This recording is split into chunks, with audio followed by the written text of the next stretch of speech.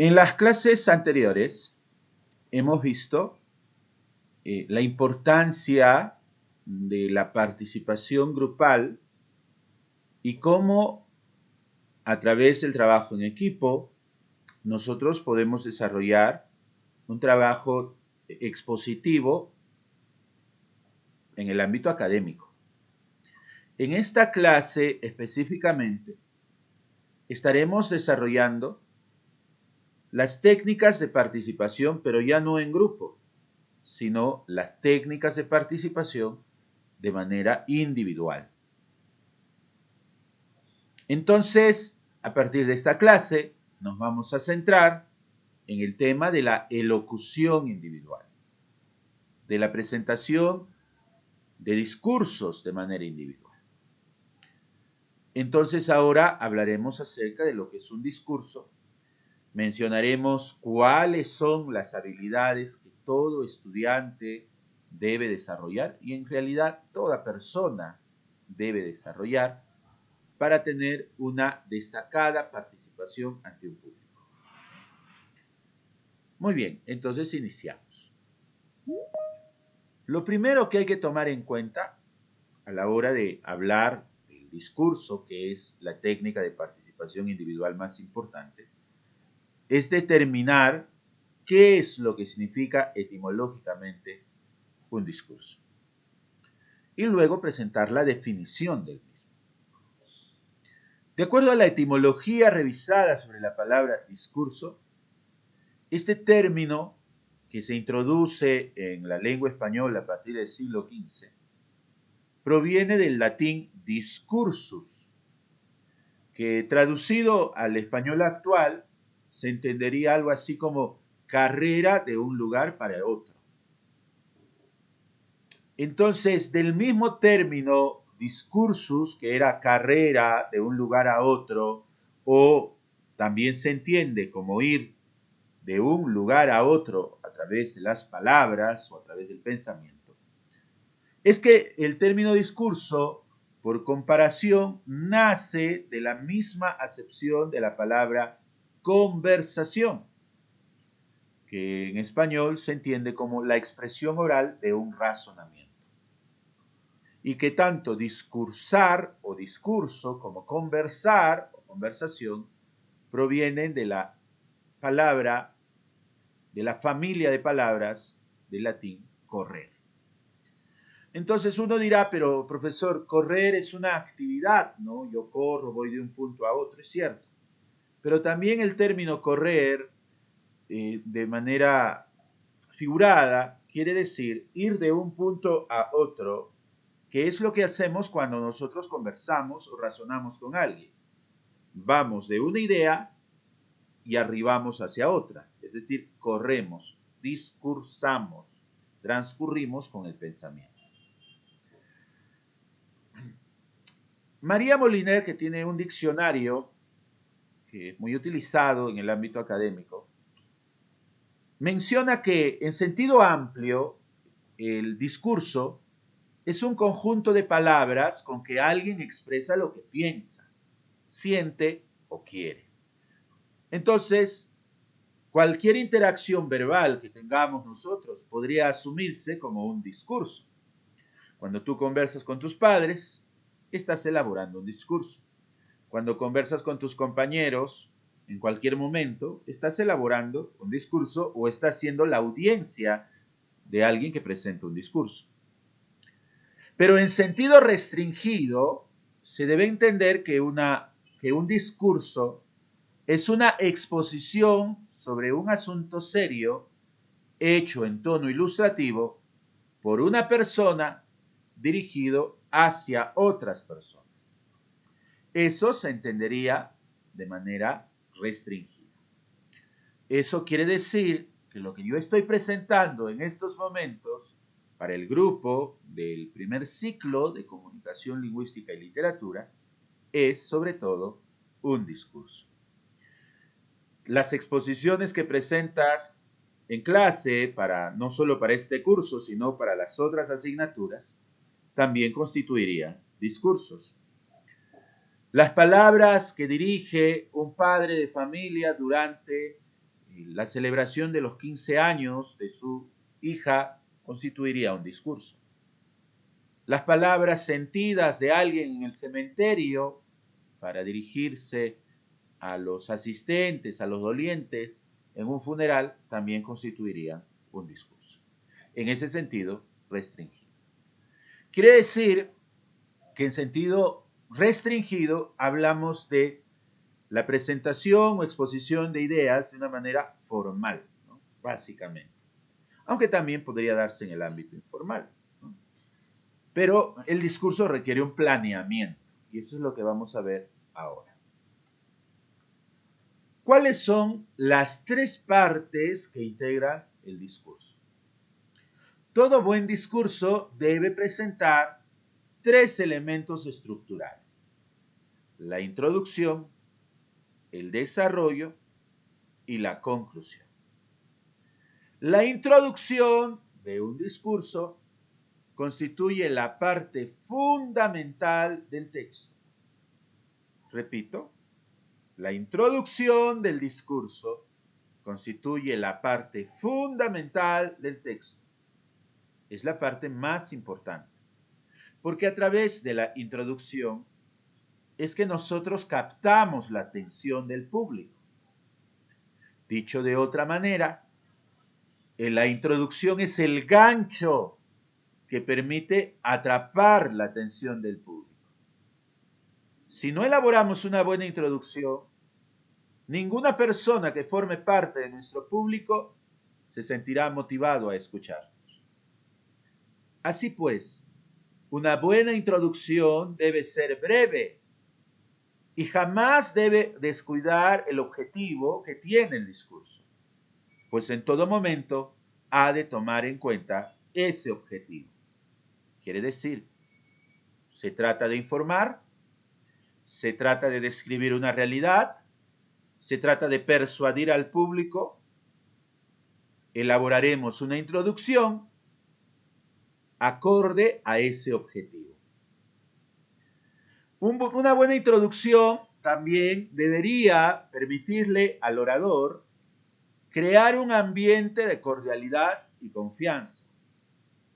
Porque como todos bien sabemos, al público, y todos en algún momento hemos sido parte de un público o de un auditorio, todo público se siente motivado a escuchar en la medida que el orador cree ese ambiente cordial y de confianza dirigido a todos los demás. La segunda parte o el segundo elemento de un discurso en su estructura es el desarrollo, que es la parte más extensa o lo que se dice el cuerpo del discurso.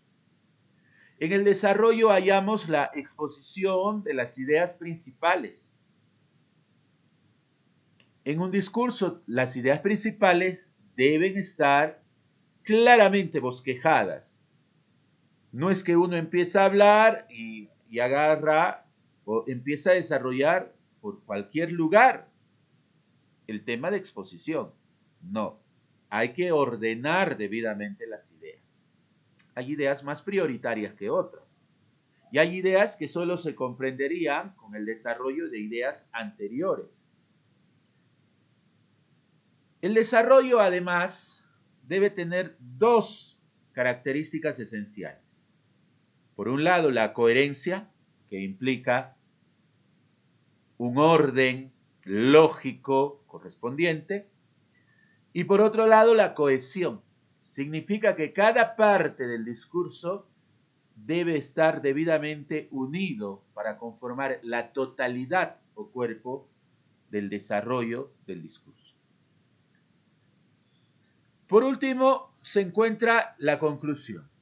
La conclusión debe entenderse como el remate de todo lo mencionado en el discurso. Es la síntesis de los puntos principales, o dicho de otra manera, el resumen de lo ya mencionado.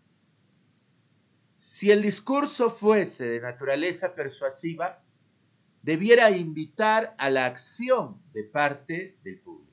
Es decir, los que escuchan el discurso deberían sentirse motivados a actuar conforme a lo que señala el orador. Así pues, la conclusión es tan esencial como la introducción, porque como bien se ha dicho, lo último que dice el orador es lo primero que recuerda el público. Y esto es esencial. Por eso, planificar bien una conclusión, tanto como se planifica una introducción, es fundamental. Muy bien, hasta ahora hemos definido lo que es el discurso, hemos señalado las partes que presenta un discurso en su estructura y ahora vamos a dar sugerencias de cómo se desarrolla una buena introducción, qué aspectos se deben considerar en el desarrollo y qué sugerencias se puede dar con relación a una adecuada conclusión. Hemos dicho, hablando acerca de la introducción, que la precisión y la concisión son fundamentales. Y para aquellos que no entienden lo que es precisión, precisión es exactitud, es decir, lo que se debe decir sin más ni menos. Y la concisión se refiere a la brevedad, decir lo justo con las palabras exactas y sin abundar en demasiados términos. Eso es lo que se debe tomar en cuenta a la hora de desarrollar la introducción. ¿De qué manera se introduce adecuadamente un discurso? Los buenos oradores se valen de distintas formas, modalidades si se quiere, para la presentación de sus discursos. Algunos, por ejemplo, para iniciar su discurso, parten por el señalamiento de citas o frases famosas, que siempre resultan muy atrayentes para el público. Por ejemplo, alguien puede empezar su discurso, ¿no?, y decir, Mahatma Gandhi dijo, sé el cambio que quieres ver.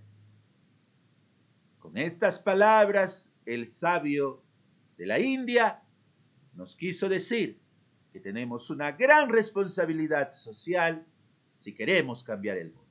¿Ven? Ustedes se han dado cuenta en esta introducción que inicié el discurso señalando una cita o frase famosa, la cual motiva a pensar a las personas. Otra forma de introducir un discurso es por medio de plantear preguntas. Claro que las preguntas deben estar debidamente planteadas y deben haberse pensado antes. Uno podría iniciar el discurso por medio de preguntas del siguiente modo. ¿Se siente usted responsable por el destino de su país? ¿Cuánto de lo que usted realiza contribuye a hacer de este país algo mejor?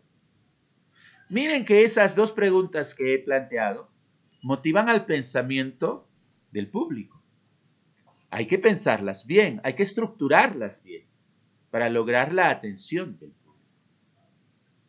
Otra forma de despertar el interés del público es el planteamiento, o más bien, narrar una anécdota o contar una situación graciosa que le permita al público sentirse cómodo y generalmente una anécdota, ¿no?, es muy buena porque despierta el interés.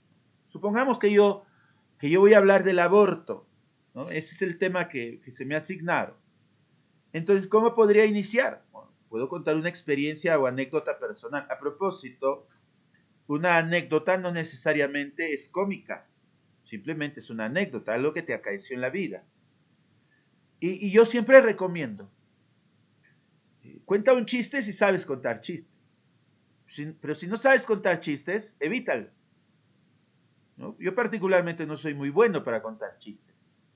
Así es que prefiero el uso de una anécdota, ¿no? Y podría empezar el tema del aborto con una anécdota personal, ¿no?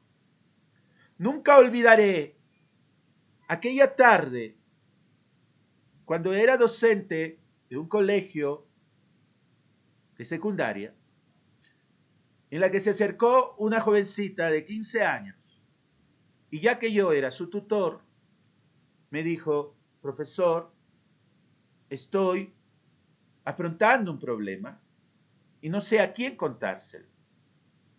¿Se lo puedo contar a usted? Y escuché atentamente. Y ella me dijo que llevaba 2 meses de embarazo, obviamente de su enamorado. ¿Qué haría usted ante una confesión como ella? ¿Qué le recomendaría? ¿Te has dado cuenta que esta forma de introducir el tema del aborto por medio de esa anécdota resulta muy atrayente porque el público va a decir: ¿y qué hizo? Se manifiesta interés. En mi experiencia como orador, ya de varios años, me he dado cuenta que no hay público que no se resista a una buena historia, a una buena anécdota. Siempre llama la atención. Otra forma de introducir un discurso es con el uso de algún objeto ilustrativo. Un objeto ilustrativo quiere decir que puedo presentar ante el público algún elemento didáctico que a las personas le permitan hacerse una idea de lo que voy a hablar. Los buenos oradores, por ejemplo, suelen utilizar fotografías que llamen la atención del público y que despierten su interés. O pueden hacer uso de un elemento que lleven a la mano y lo presentan ante el público, ¿no? Por ejemplo, si yo tuviera que presentar una introducción, dependiendo del tema, ¿no?, podría llevar, ¿no?, un objeto ante el público y mostrarlo y partir por el análisis de ese objeto, ¿no? Por ejemplo, una vez llevé un plátano al público para hablar acerca, ¿no?, de un tema específico, ¿no? Y les dije: ¿qué es lo que ven ustedes aquí? Y todos me dijeron: pues es un plátano. Y entonces yo les mencioné: todo plátano tiene un recubrimiento, tiene una cáscara. ¿Qué pasa cuando nosotros quitamos la cáscara del plátano? El plátano, por así decirlo, queda indefenso. ¿Y qué pasa cuando le quitamos la cáscara? Puede caer fácilmente y puede terminar siendo el alimento de otro ser. De la misma forma, les decía, todos nosotros también tenemos una protección.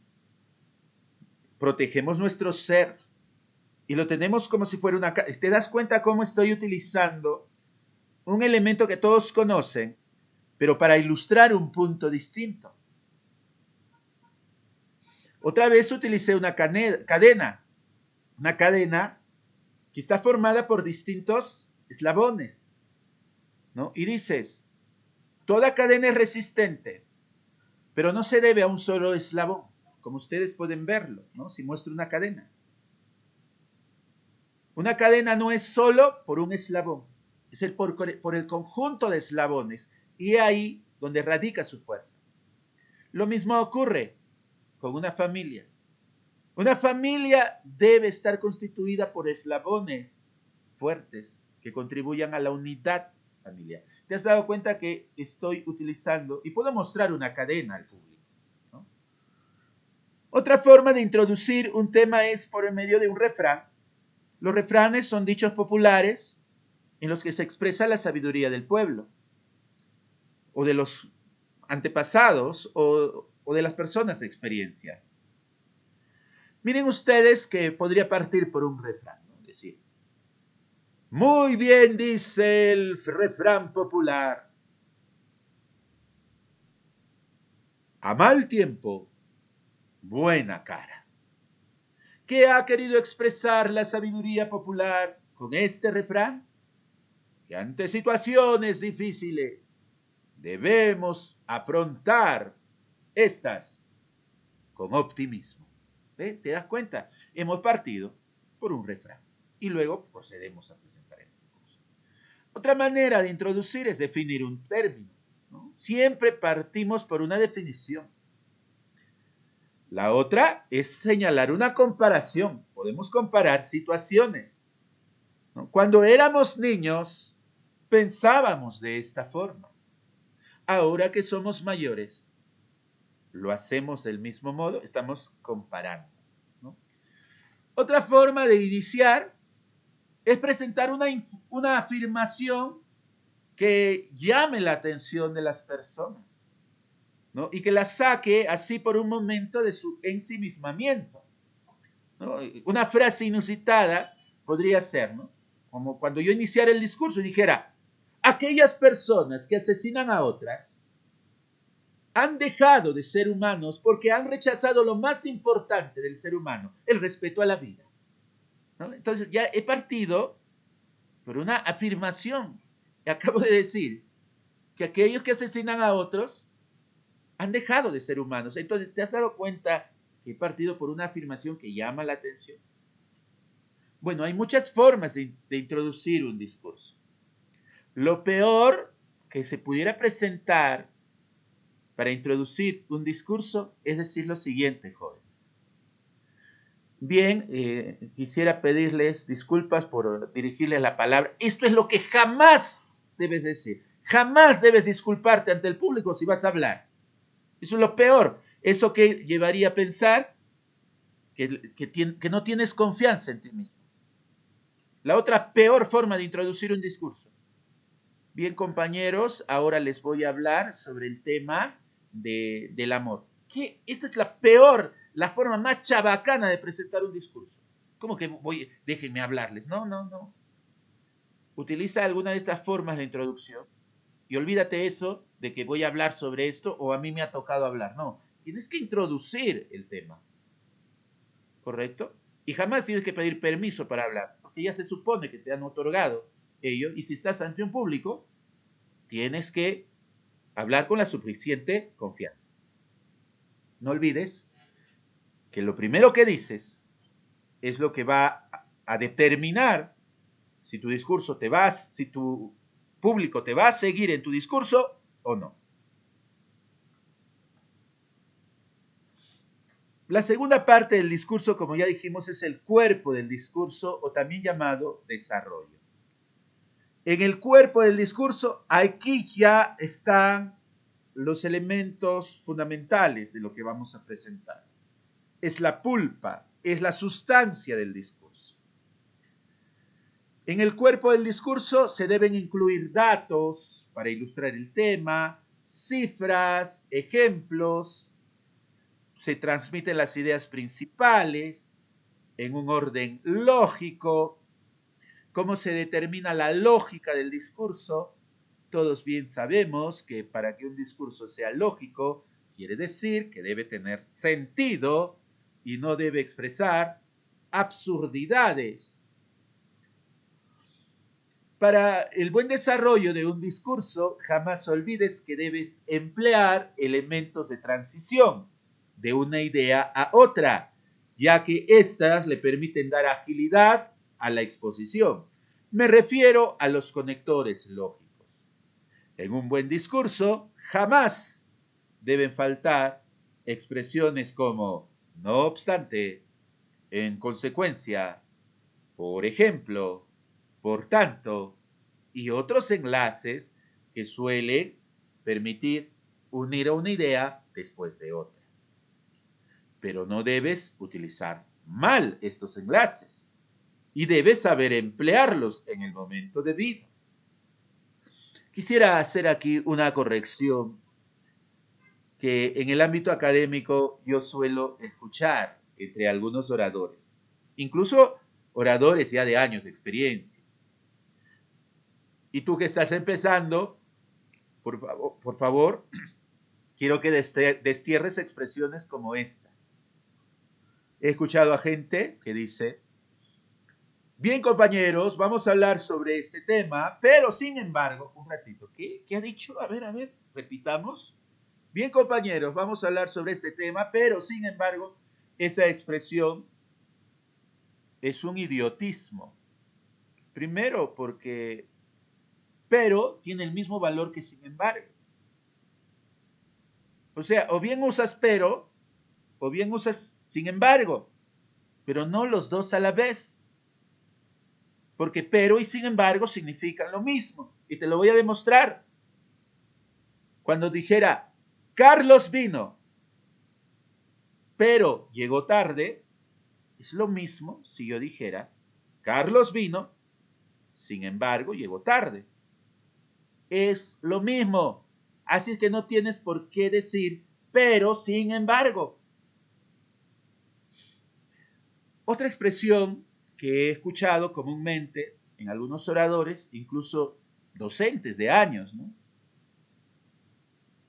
Es la expresión, bien alumnos, vamos a tratar de muchos temas. Por ejemplo, un ratito, ¿qué dijo? ¿Por ejemplo? ¿Cuál por ejemplo? Es una expresión que atenta contra la dicción adecuada. La expresión es por ejemplo. ¿Cuál por ejemplo? Es por ejemplo. ¿Correcto? Otra expresión que se considera también un idiotismo es cuando alguien utiliza esta forma, ¿no? Y dice, bien compañeros, antes de nada quiero decirles, a ver, recordemos, ¿qué ha dicho? Antes de nada. Y yo les pregunto, a ver si eso tiene lógica. ¿Qué hay antes de nada? Nada. Entonces, si no hay nada, ¿cómo puedes decir antes de nada? Es una expresión idiota. Lo correcto es antes de todo. Antes de todo. O sea, bien compañeros, antes de todo, quiero expresarles, ¿ves? Antes de todo, no, antes de nada es estúpido. ¿Ya? Evita ese tipo de expresiones. Bueno, a lo largo de nuestro trabajo de presentar discursos vamos a ir corrigiendo este tipo de expresiones incorrectas. Después del desarrollo viene la conclusión. Como ya dijimos, la conclusión es la síntesis del discurso. Y se ha dicho que también es el remate del discurso. ¿Cómo se puede terminar un discurso? Algunas formas que resultan son presentar un refrán o concluir el discurso con una cita célebre, ¿no? Por ejemplo, que bien se escucha cuando alguien, dependiendo del tema, obviamente, de lo que esté presentando, concluye su discurso de esta manera. Así pues, compañeros, no seamos parte de aquellos que dañan a nuestra sociedad. Seamos aquellos que cambien esta sociedad maltrecha.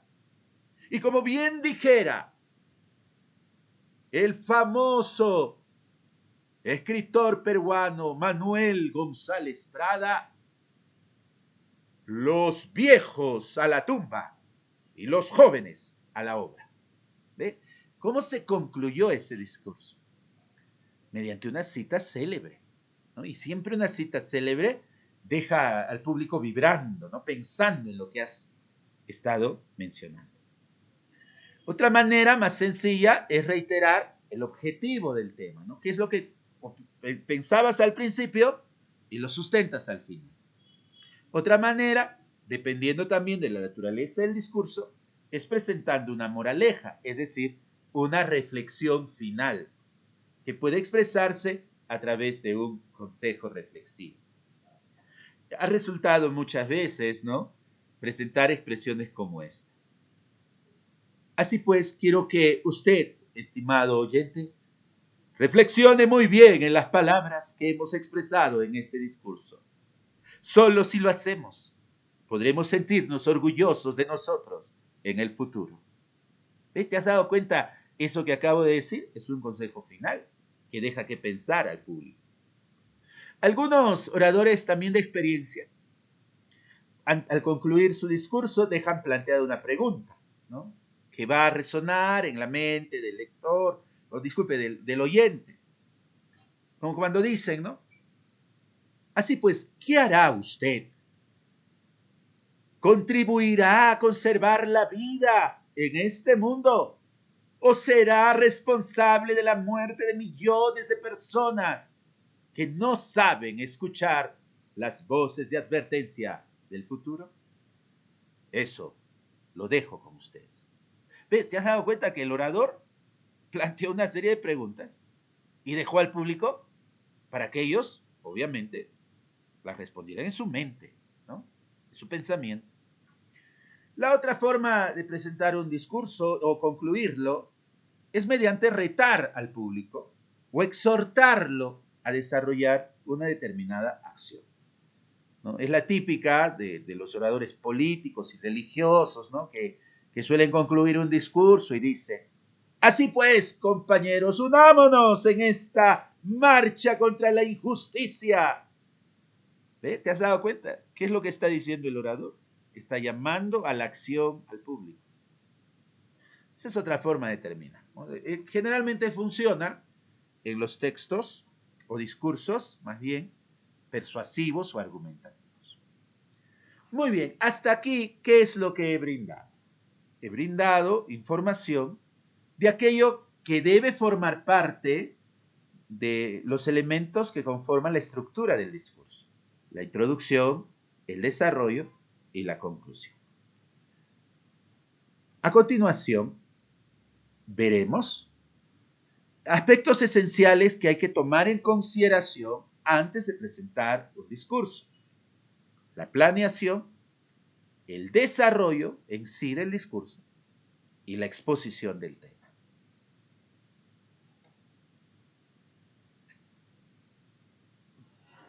Lo primero que debes tomar en consideración antes de que tú presentes tu discurso es la planeación.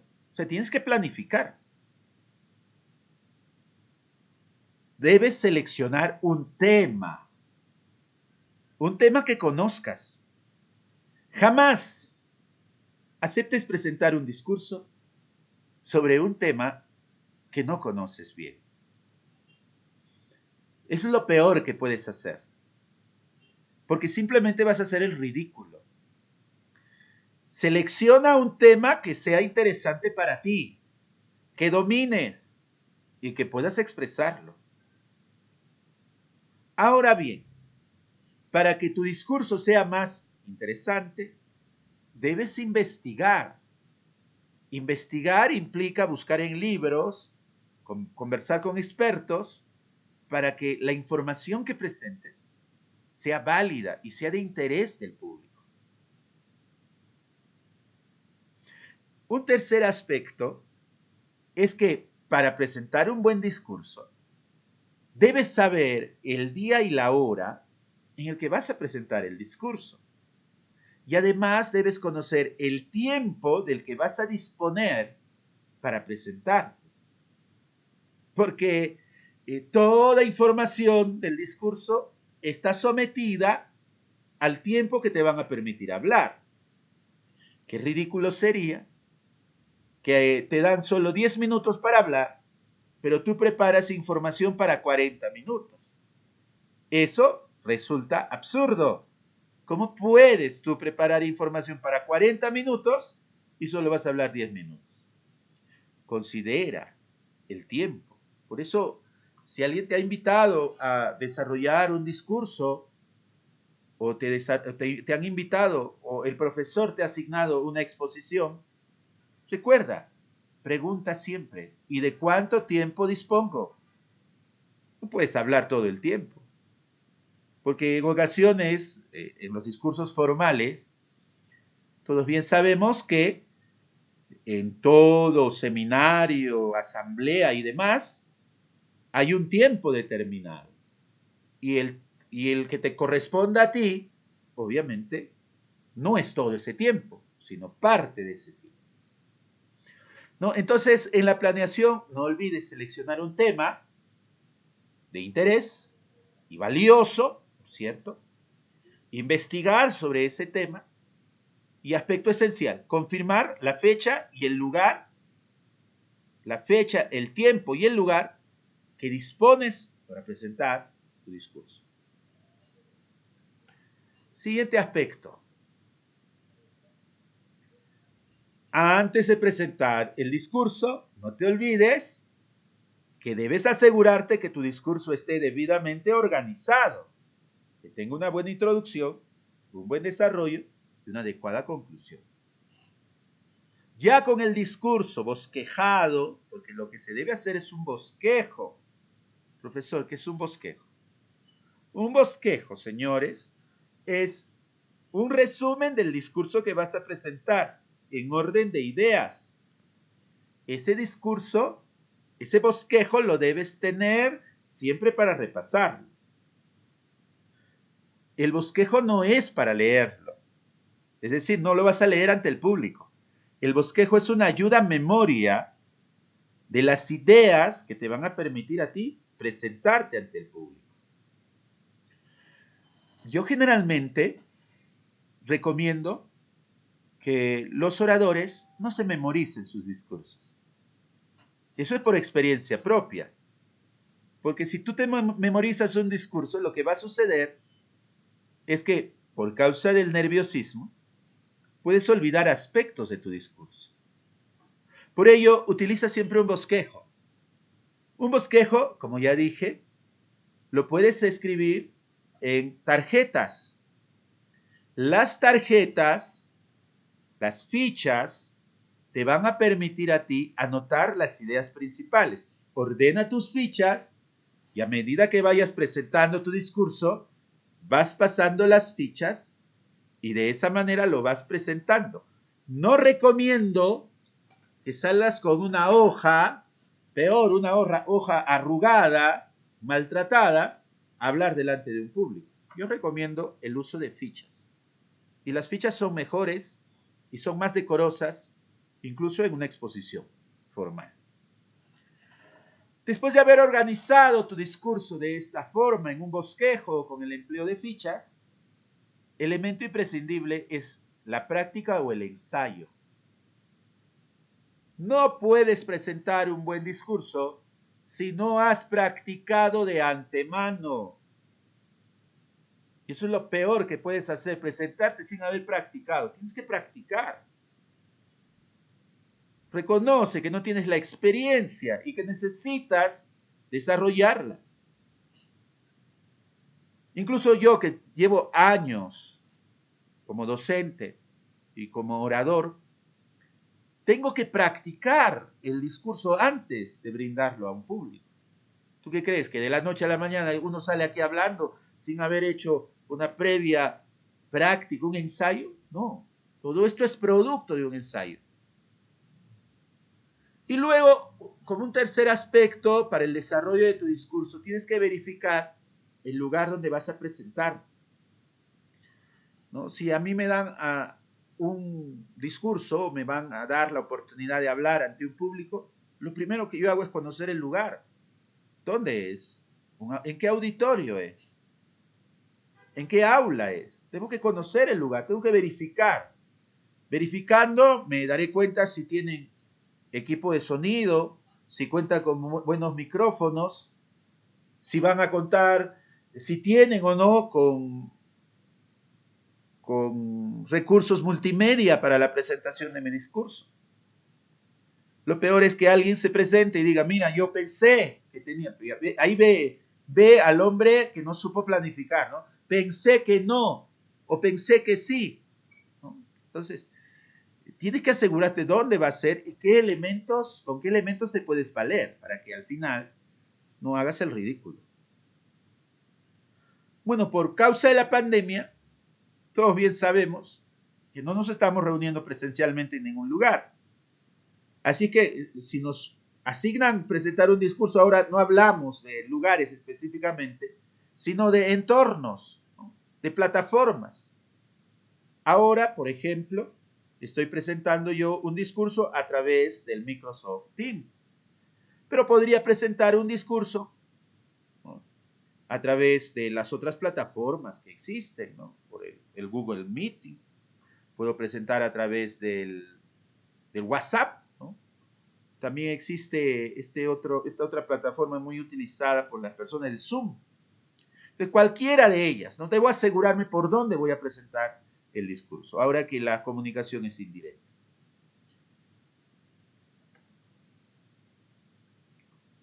Otro aspecto que debes tomar en consideración es la exposición. En la exposición misma del discurso, ya el día mismo, la hora en la que ya te estás presentando o te vas a presentar, considera estos aspectos. No hay orador, joven, no hay oradora que antes de hablar no tenga algo de nerviosismo. Todos tenemos nerviosismo. Incluso nosotros los profesores, cuando nos vamos a enfrentar por primera vez a un público, es decir, a un aula, a un conjunto de alumnos, uno también se pone nervioso porque no sabe con qué persona se va a topar. Es la primera vez que nosotros nos enfrentamos a ese público. Siempre hay cierto nerviosismo, pero ese nerviosismo no se nota. ¿Por qué? Porque si hay algo que se da en el ejercicio de la docencia, es que nosotros aprendemos a controlar el nerviosismo. Nunca el nerviosismo se va a desterrar. Lo que se puede hacer es controlarlo. ¿Queda claro? Y para controlar hay una serie de técnicas que podemos utilizar y que ya les iremos mencionando más adelante. Lo principal, jóvenes, antes de hablar en público, y lo que no debes olvidar, es el control de la respiración. Antes de hablar ante un público por primera vez, lo que hago yo como orador es miro al público y antes de subir a la plataforma y hablar, hago una inhalación profunda. ¿Queda claro? Porque respirar, oxigenarte bien es esencial. Porque tu cerebro funciona bien si está debidamente oxigenado.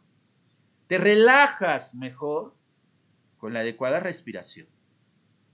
Imagínate si yo me pusiera a hablar y estoy agitado y por causa del nerviosismo empiezo a respirar agitadamente y digo, bien compañeros, y uno se da cuenta inmediatamente por los jadeos que está teniendo esa persona que está absolutamente nerviosa. Entonces controla tu nerviosismo. Y además yo no entiendo por qué razón las personas se ponen tan nerviosas a la hora de hablar en público, si hablar es lo que define nuestra propia naturaleza. O sea, todos los días estamos hablando, o sea, no vamos a hacer nada nuevo.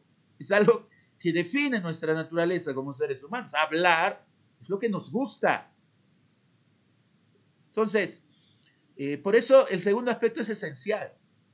Tú debes ver al público no como tu enemigo. No, ¿qué te va a hacer esa gente que te está escuchando? ¿Acaso te van a atacar? ¿Te van a matar? ¿Vas a salir desollado después de hablarles? No debes tener una actitud negativa ante el público. Más bien debes tener una actitud cordial ante ellos. Imagínate que todos son tus amigos. Imagínate que todos son parte de tu familia.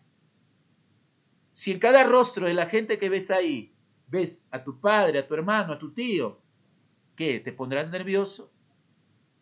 Entonces, asume una actitud cordial. No debes por qué temer al público.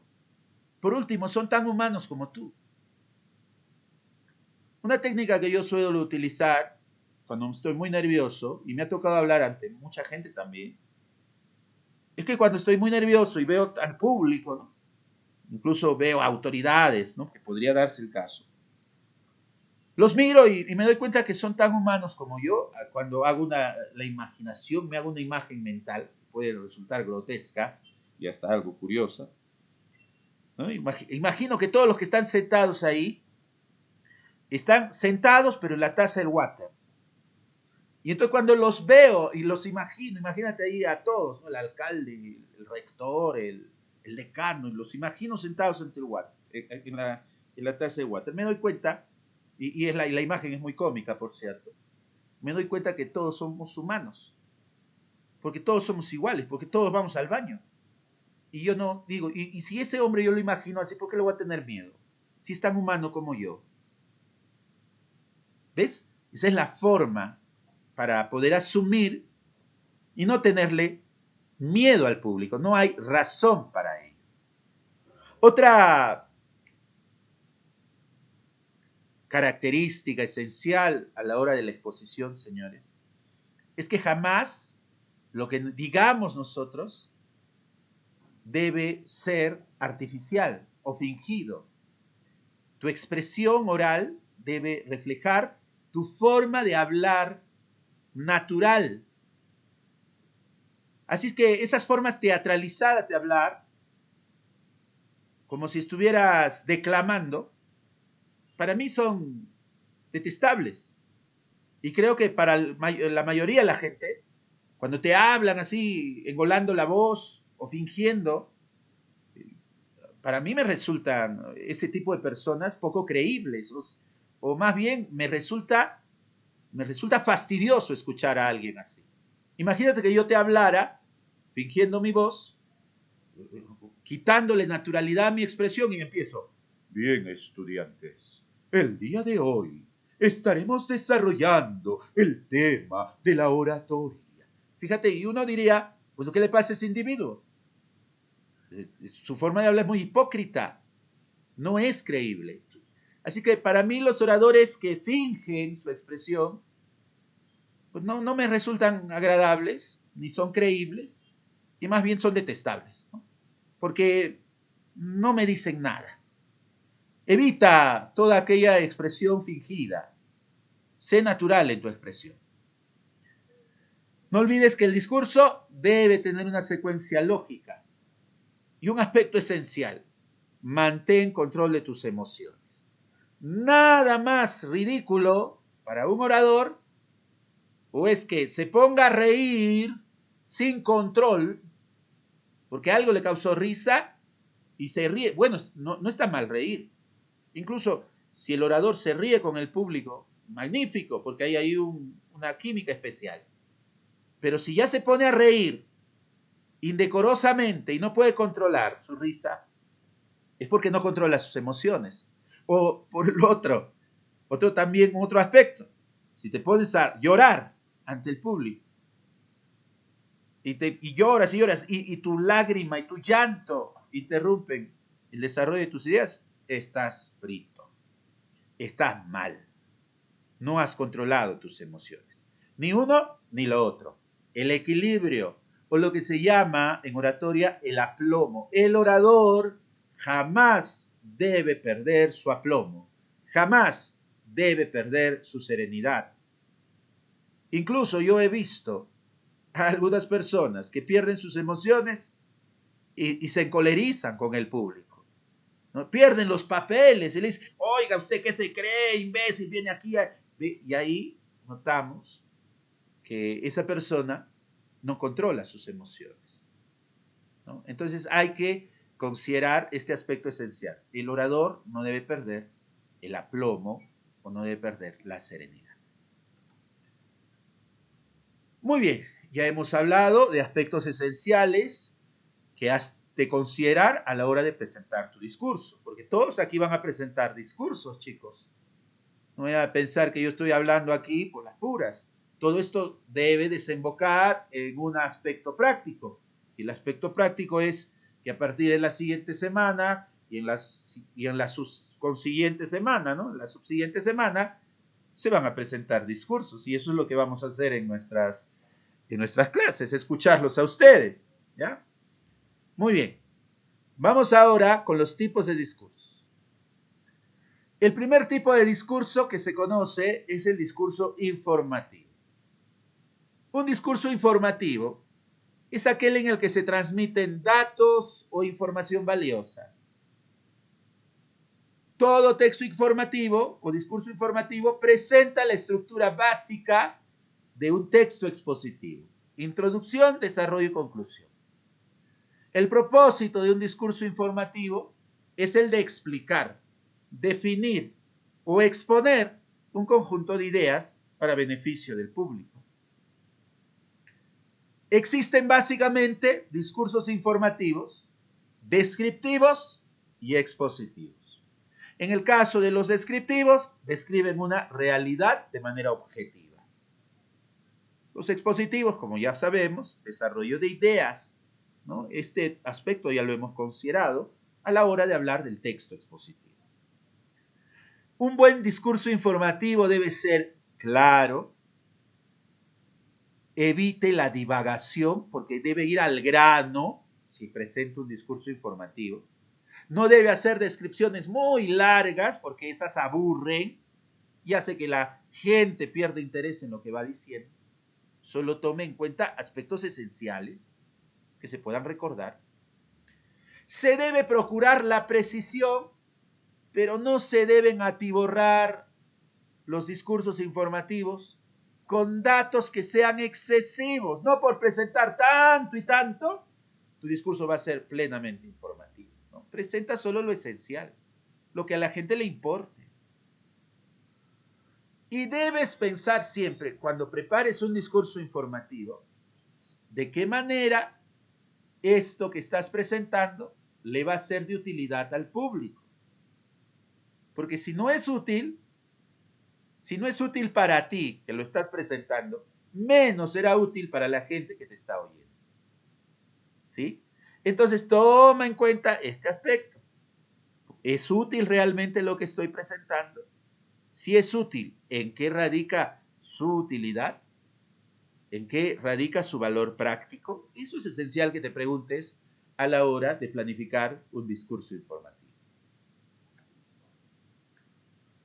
Un discurso persuasivo, a diferencia del informativo, busca influir en la actitud de los receptores, ya sea por medio de convencer con razones al público o de motivar al público de realizar una determinada acción.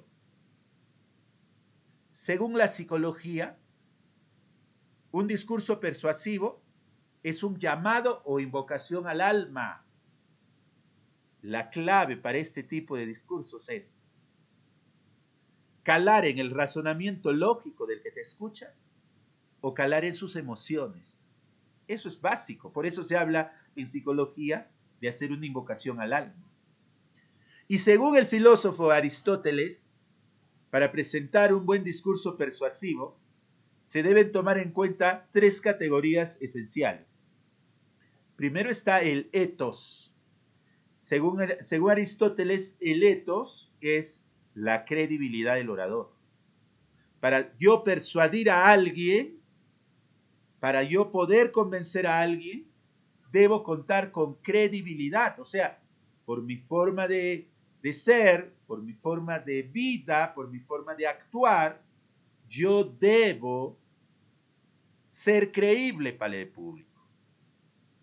Imagínate que yo tuviera que hablar con ustedes sobre el hecho de que el tabaco hace daño a la salud, el cigarrillo hace daño a la salud, y de pronto me pongo a hablar a ustedes y les digo, jóvenes, fumar es dañino para la salud, pero a la hora que yo estoy hablando, enciendo un cigarro y me pongo a hablar delante de ustedes con un cigarrillo en la mano. Entonces, ¿qué pensarían ustedes? Que lo que yo estoy diciendo es absolutamente falso. O sea, yo como orador no tengo credibilidad porque estoy haciendo precisamente lo contrario de lo que estoy manifestando, ¿no? Entonces, por eso es que los oradores deben ser personas a las cuales se les puede creer. Poniéndolo en el contexto político de nuestros días. ¿Alguno de ustedes, después de todo lo que ha salido por la prensa, creerían que el señor Vizcarra es un orador con una credibilidad a prueba de fuego? Yo creo que después de todo lo que hemos visto y lo que vamos a continuar viendo en las semanas siguientes, Vizcarra ha perdido credibilidad, políticamente hablando. Entonces, la credibilidad es esencial. Ahora, no sé si alguien conoce al personaje que aparece en la diapositiva. Alguien que me pudiera decir si lo conoce. Martin Luther King, profesor. Excelente, muchas gracias. Entonces yo les pregunto si Martin Luther King, ¿no?, si estuviera vivo y viniera aquí al Perú y dijera, Martin Luther King va a dar un discurso sobre la discriminación racial. Y les pregunto si ese orador tendría credibilidad o no. Obviamente, porque Martin Luther King luchó contra ese problema en los Estados Unidos, ¿no? Por los derechos civiles de la gente de color. Entonces tiene credibilidad. Entonces, cuando hablamos de credibilidad, es que esa persona de la que va a hablar es un experto, su actividad demuestra que sí es creíble, pero yo no iría a escuchar a alguien que no tenga credibilidad. O sea, no iría, por ejemplo, si anunciaran a Laura Bozzo para hablar de filosofía en la universidad, yo no iría, porque Laura Bozzo no es precisamente una mujer que se caracterice por su razonar filosófico. Luego está, dice Aristóteles, el pathos. El pathos o fatos, ¿no? En griego, se refiere a la apelación al sentimiento de los oyentes. Esto siempre resulta, ¿no? Cuando el orador apela a las emociones, logra convencer al público, ¿no? Como cuando dice, todos estamos de acuerdo que una vida es valiosa. Y si una vida es valiosa, no tenemos por qué aceptar crímenes como el aborto. El aborto es un crimen execrable. Miren ustedes, estoy apelando a qué? Estoy apelando al sentimiento, a la forma de pensar y de sentir de la mayoría, ¿no? Y luego está el otro aspecto persuasivo que es el logos, que el logos es el argumento.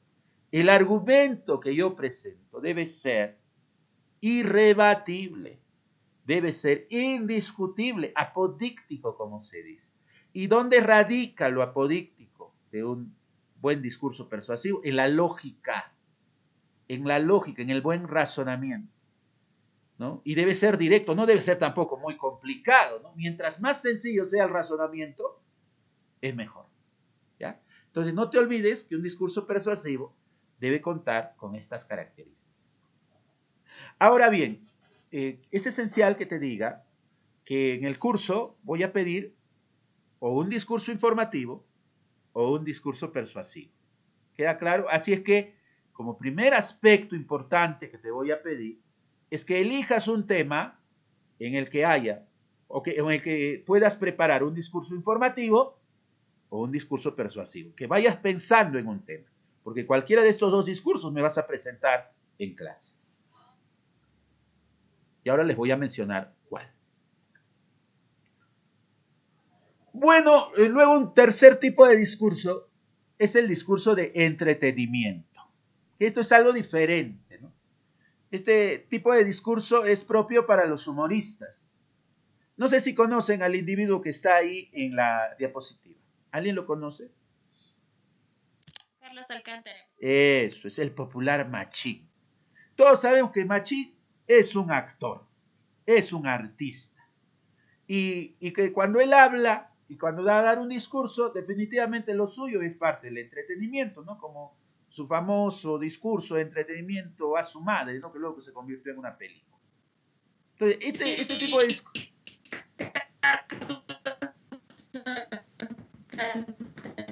Así es, Carlos Alcántara.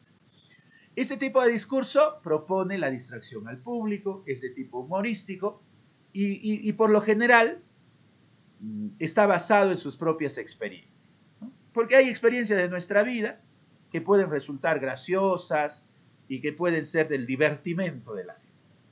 Bueno, en el ámbito académico, nosotros, los profesores, no desarrollamos este tipo de discurso. Este tipo de discurso lo vas a aprender en talleres de teatro, ¿no? Nosotros no. Y este es el tipo de discurso que no te voy a pedir, ¿correcto? Así es que si quieres desarrollar este tipo de discurso, ve a otro tipo de taller, ¿ya? Pero no al curso de taller de comunicación oral y escrita de la universidad. Y otro tipo de discurso que es muy usual es el que se ve en esta fotografía. A ver, ¿quién me dice qué ve en la escena? En la fotografía. Una El fiesta, discurso, profesor. el discurso de una fiesta. Excelente, muchas gracias. Es el típico discurso del papá que toma el micrófono para hablar en los 15 años de su hija. A ver, muchas veces esos discursos se realizan en el momento, en la emoción del momento, ¿no? Nada, no creo que el Papa, muy pocos padres he visto, por cierto, que hagan eso, que hayan elaborado un discurso antes, lo hayan escrito y lo hayan practicado. Por lo general, este tipo de discursos son improvisados. ¿O cuántos de nosotros, jóvenes, en las reuniones familiares, se reúne toda la familia y de pronto nos dicen, a ver, que hable el sobrino, unas palabras para su tío, ¿no? En el día de su cumpleaños. Y uno, de pronto tiene que hablar. O en ocasiones a uno lo invitan a una reunión donde no estaba programado que hablase, pero de pronto te dicen, a ver, el profesor Caururo, queremos algunas palabras suyas sobre este tema. Y uno no ha preparado nada, pero ¿qué tiene que hacer? Tiene que hablar. Y eso ocurre siempre, jóvenes. Entonces, este tipo de discurso es el que se presenta sin previa preparación y se inventa en el preciso momento en el que estamos hablando. Ahora bien, todo discurso improvisado no nace de la nada. Generalmente te piden hablar porque o formas parte del grupo, ¿no? Del grupo, la familia, por ejemplo, o se supone que conoces algo de lo que vas a hablar. Por ejemplo, si yo estuviera en una reunión de médicos y a mí no me invitarían a hablar porque yo no soy médico, ¿no? Ni siquiera de manera improvisada, ¿qué podría yo decir? ¿No? Lo poco, tendría nociones mínimas de medicina. Pero si estoy en un grupo de profesores, ¿no? Estoy en un conjunto de profesores en una reunión social y me piden hablar, resulta mucho más cómodo para mí hablar porque yo tengo la carrera de educación y todos los que están ahí son docentes y es más fácil expresarme. Entonces, para poder improvisar un discurso debes tener ideas muy claras. De preferencia elige un lenguaje sencillo. Las personas deben siempre practicar este tipo de discursos porque en cualquier momento alguien te va a pedir que hables. El presentar un discurso improvisado te permite a ti desarrollar tu agilidad mental, ¿no? Porque mientras más rápido pienses, más rápido te expresarás. Otro aspecto esencial, si te piden hablar a ti y no has preparado nada y hablas libremente, eso va a poner en evidencia otro aspecto esencial, tu nivel cultural. Una persona con pocas lecturas dirá poco. Una persona con lecturas, o con muchas lecturas, o lecturas apropiadas, tendrá algo que decir. Por eso es tan esencial leer, porque si tú lees, podrás decir algo. Si tu nivel cultural o educativo es bajísimo, ¿qué hablarás? Solo aquello que conoces. Por eso es esencial formarse, cultivarse, jóvenes, desarrollar un buen conocimiento. Además, no olvides que un discurso improvisado es lo que hacemos todos los días. ¿O acaso tú preparas lo que vas a decir cuando vas a hablar con tu papá, con tu enamorado, con tus amigos? ¿Sí? Un ratito, amigos, voy a planificar lo que les voy a decir. Resulta ridículo, ¿no? Tú improvisas todo lo que vas diciendo. Y si aún te falla eso, no sabes en el momento qué decir, yo siempre recomiendo que si vas a improvisar un discurso, recurras a aquello que conoces mejor que nadie.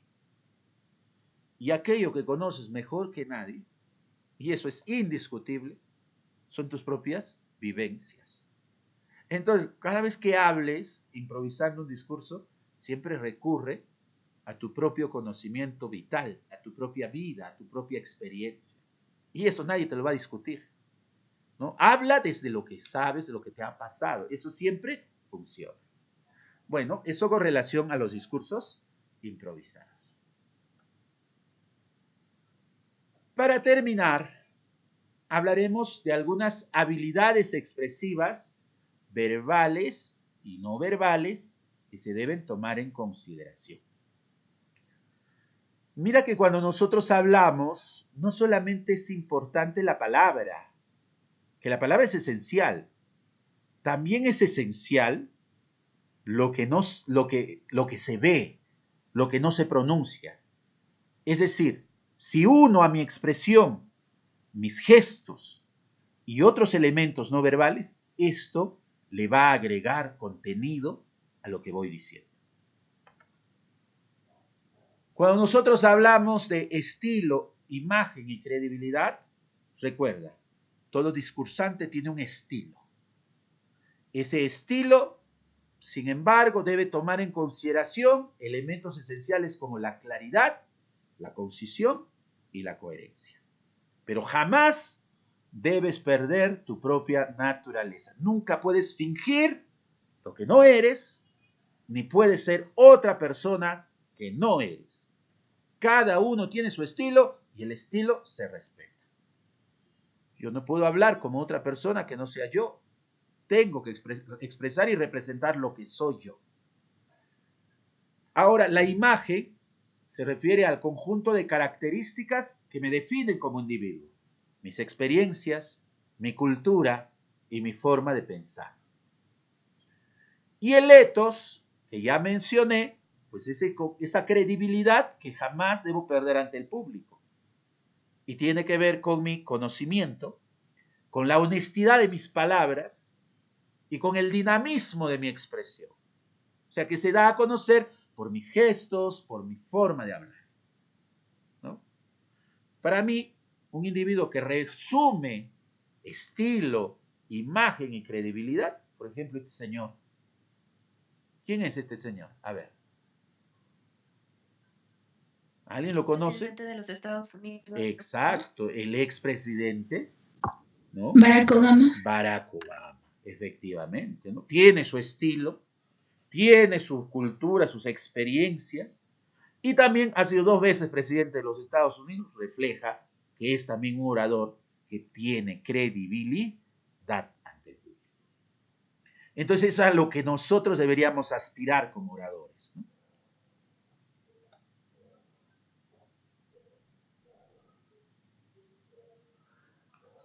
Hay 2 condiciones objetivas de la expresión oral. Primero, debemos hacer un análisis del auditorio. Antes de presentar un discurso, tú debes haber analizado a quién te vas a dirigir, la edad del público, el conocimiento del público. Y también tienes que averiguar cuál es el lugar desde donde vas a hablar. Sin hacer ese análisis, no puedes presentar un discurso. Ahora, tu profesor de esta asignatura te está pidiendo que prepares un discurso, que elijas un tema. Evidentemente, para preparar ese tema, tienes que pensar, ¿quiénes te van a escuchar? ¿Quiénes son tus compañeros? ¿Quién es tu profesor? ¿No? ¿Desde dónde voy a hablar? Y debes preparar tu discurso considerando esos elementos, ¿correcto? Luego de haber pensado y analizado el auditorio, debes elegir el léxico adecuado para ese auditorio, para que ese auditorio te entienda. Por ejemplo, para yo poder preparar la presentación de hoy, he tenido que pensar en términos de quiénes me van a oír, de quiénes me están prestando atención, o sea, de ustedes como mi público. Si ustedes fueran otro público, diríamos, ¿no? Un público experimentado de este asunto, si fueran ya expertos del tema, tendría que hablar con otro lenguaje, pero el lenguaje que yo estoy empleando, opino que es el más preciso para llegar a ustedes, ¿correcto?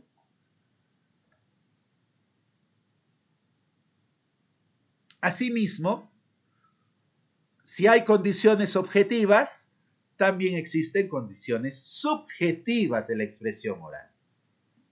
Enfatizo, el autocontrol.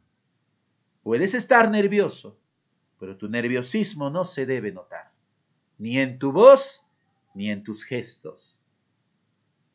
Luego, el otro aspecto, otra condición subjetiva de la expresión oral es el conocimiento y la organización de las ideas. Tus ideas deben estar debidamente organizadas y, por favor, debes haberlas practicado y debes conocerlas bien. Y otro detalle importante sobre la condición subjetiva es la proyección de tus emociones. ¿Qué nos estás proyectando? ¿No? Recuerden que en la clase anterior recriminaba yo a un grupo porque a la hora de presentar la mesa redonda, si no me equivoco, todos sus oradores estaban como desanimados, parecía que se hubiera muerto alguien. ¿Qué les faltaba? La proyección de la emoción, del entusiasmo, ¿no? Eso faltó. Entonces, cuando tú presentas un discurso, debes proyectar la emoción correspondiente. Claro que depende también del tema del discurso. Eso también no hay que dejarlo de lado. Si yo estoy hablando de un tema triste, expresaré esa emoción de tristeza en mi voz y mis gestos. Si estoy hablando de un tema alegre, lo expresaré a través de la emoción de la alegría, ¿no? Entonces, depende del contenido del discurso. En la comunicación no verbal vamos a calificar 3 aspectos, los cuales voy a ir profundizando en las clases siguientes. Por un lado, la kinestesia, que se refiere a la expresión corporal, los gestos, es decir, las expresiones faciales, los ademanes, es decir, el movimiento de las manos adecuadamente. Luego está la proxémica, que se refiere a la distancia que tomo con relación al público.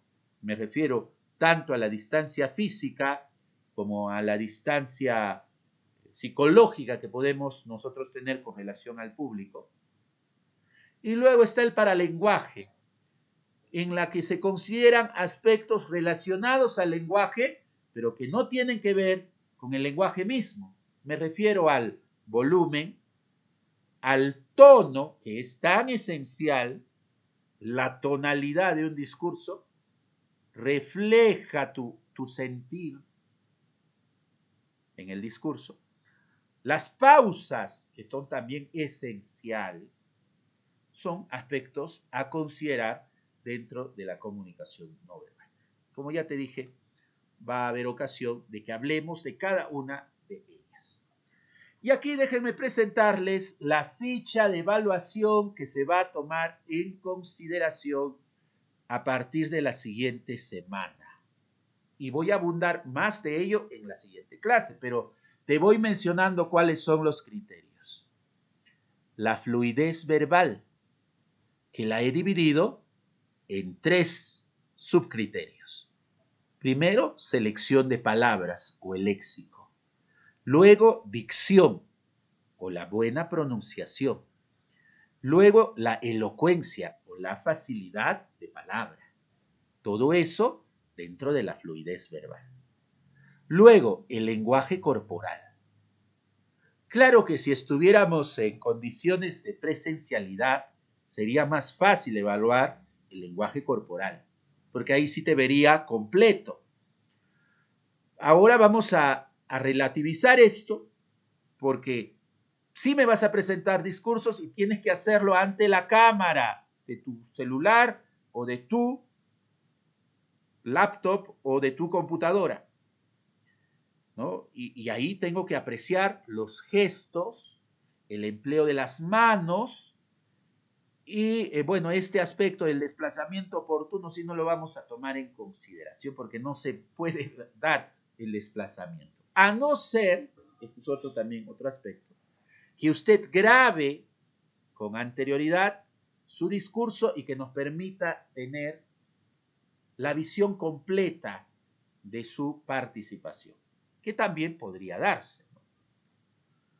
Luego están los recursos paralingüísticos, que es el otro criterio, la calidad de la voz, la modulación, que es la variación de la tonalidad, el volumen adecuado, ¿no? Para eso hay que asegurarse de que funcionen todos nuestros implementos de audio, por eso hay que practicar con anticipación.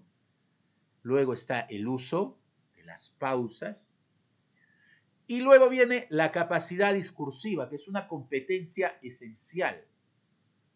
Aquí vamos a considerar cómo es que has distribuido o estructurado tu discurso. La introducción que despierta interés, la coherencia o el sentido lógico, la cohesión o el empleo de enlaces o conectores, el desarrollo del tema que has elegido y la conclusión eficaz. ¿Queda claro? Todos estos son los criterios que se van a tomar en cuenta.